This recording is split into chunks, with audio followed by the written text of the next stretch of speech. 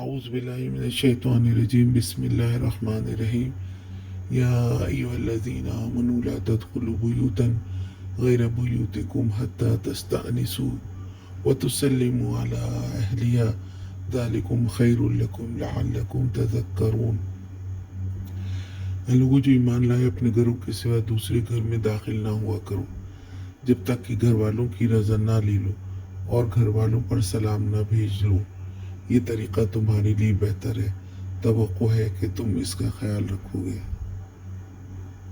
اللہ تعالیٰ ایمان والوں کو کسی کے گھر میں داخل ہونے کے آداب سکھا رہے ہیں۔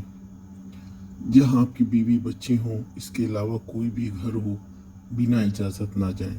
زنا کے احکام کے بعد یہ حکم آیا ہے تاکہ جہاں اس فتنے کی برائی کی ابتدا ہوتی ہے اس دروازے کو بند کیا جائے۔